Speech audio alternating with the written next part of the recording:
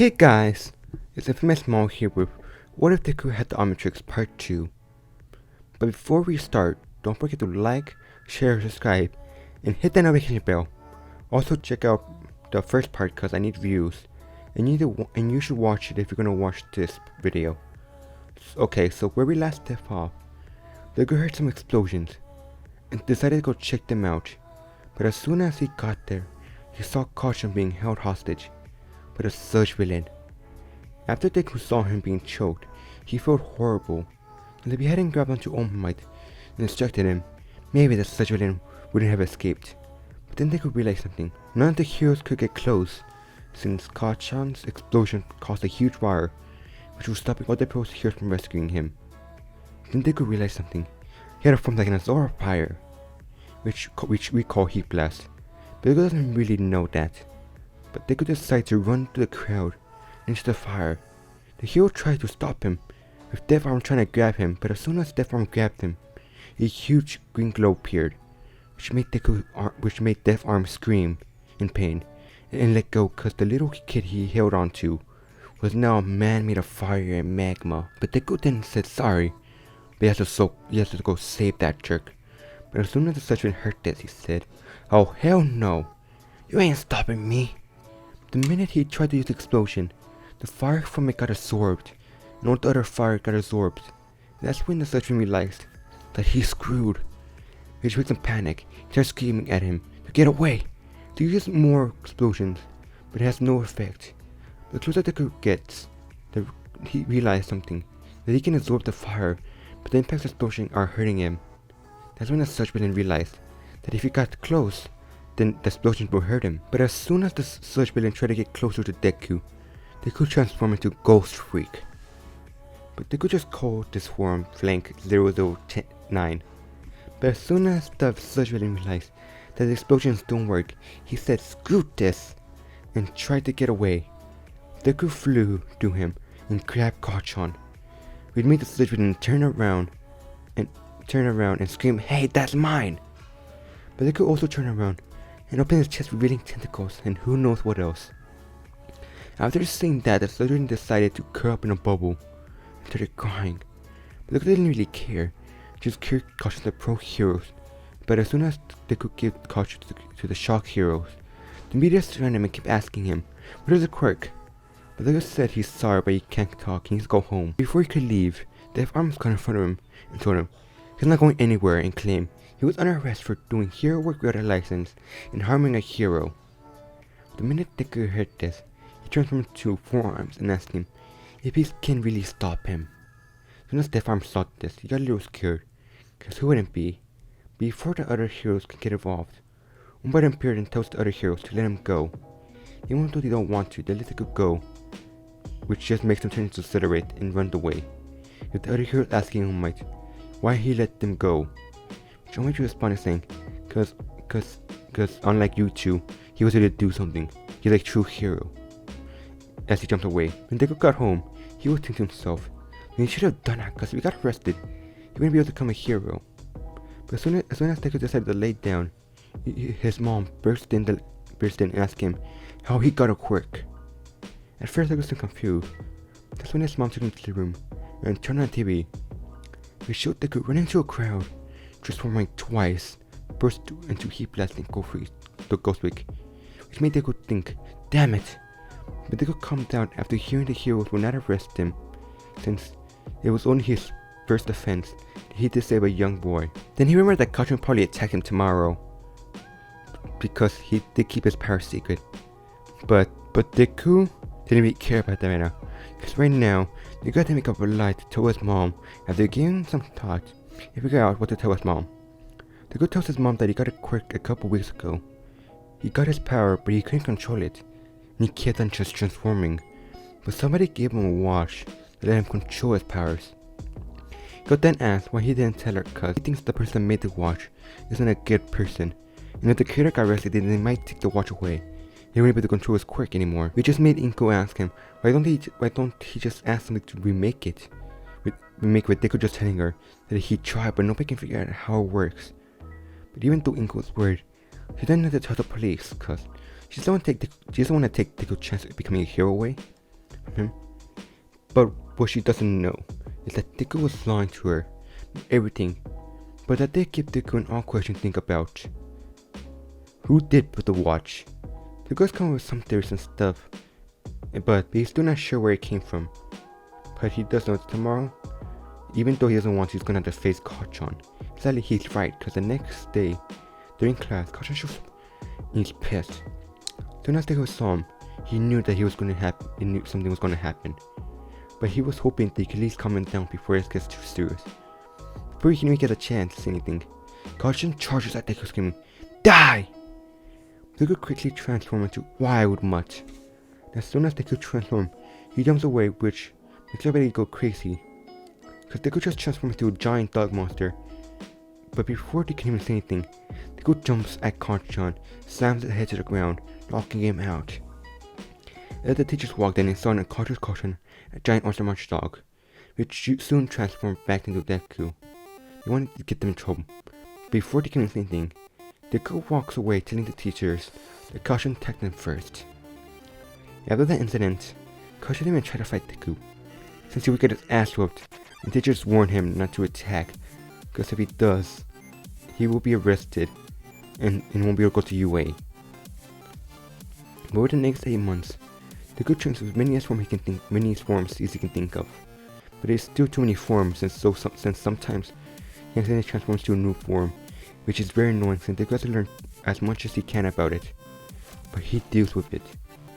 After he finishes 8 months of training his forms, and cleaning up a nearby beach he found, he decides to take the UA entrance exam. When he gets there, he's more confident. He doesn't chip, but he's also cautious since he sees Kachan. And Deku is fully aware that Kachan's been holding back the will to kill Deku for over 8 months. When Kachan gets near him, he didn't say anything, which made Deku think there is something wrong with Kachan. But Deku just assumed that he might actually be taking it serious. But after Deku took the written exam, he went to art room where President Mike showed up. But Deku was more curious of what form he should use. Before President Mike could finish explaining, some boy class asked him about the 4th robot. As if there was a mistake, he then pointed to Deku and asked him to stop messing with his stupid watch, which made Deku respond by telling him, no, that he should mind his own business.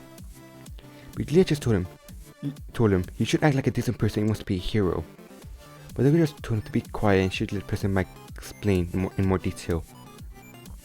Even though Leah decided to sit down, he's still a little upset because he let President Mike explain. After Max explained the final robot, and how it was a 0 pointer and it doesn't really matter. Everybody went outside to take the test. But the minute everybody went out there, they saw Deku and questioned, why the hell is he taking the test? He has no muscle. And the entire time he's been messing with his stupid watch. And they're not the only one that think that, because Leah sees this. He just go up to Deku and ask him that he shouldn't be messing with a toy right now, that he should be taking it serious. But Deku just responded with saying, and that toy, as he pushes down, it transforms to Accelerate, which automatically shocks everybody. But not even 5 seconds later, President Mike tells everybody to go, and there's no counter to her battle. Soon as Deku hears that, he runs away, leaving everybody shocked in dust. Until Lita begins to run, saying that the hurry up, the test has started. As soon as they heard that, they began to run as well. But as soon as they turned the corner, see a trail of destroyed robots. What they don't know is that Deku just completely wrecking everybody. Because the minute Deku found a robot, he transformed to Wild Mutt and started destroying each robot, stabbing his claws into the robot and biting its head off, or either by turning into Diamond Head and stabbing with spikes. He then transformed to Celery so he can find more robots to destroy. That isn't really important. After Deku destroys a bunch of robots, he ends up getting over 300 points. The teacher takes some points away since Deku left a bunch of crystals around, which made a mess, but Deku doesn't really care, since he decided to take a break since the Omnitrix needs to recharge. Before he can even get 10 minutes of rest, he heard a huge rumble, then another rumble, then he saw a huge group of people running away, which made Deku completely confused, because a bunch of people are running away, but that's when Deku saw it. The 0 pointer. And that's when Deku realized that he's letting his watch to recharge for another 3 minutes. He's not sure if he can take something down that big. So Deku decides to run away.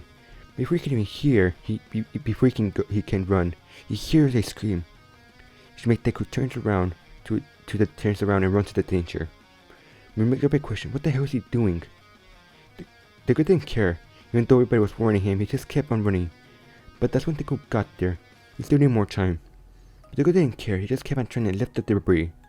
No matter how much he tries, he can't.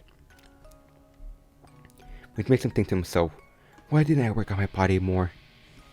But that's when Deku hears a set of beeps. Beeps make Deku cheers with happiness. The minute he opened up, he saw a brand new form that hasn't been used or seen yet. He decided not to use it, and instead choose Accelerate. But instead of becoming Accelerate, he became the form I saw earlier, which was Humongousaur. Deku told himself, damn it, well this form may be big, but not nearly big enough. But let's hope he's strong enough, so Deku decides to try to stop the 0 pointer. But as soon as he tries, he starts to grow. That's when Deku realized, if this form can grow like Mount Lady, then maybe he can beat it up. So Deku started to grow even more.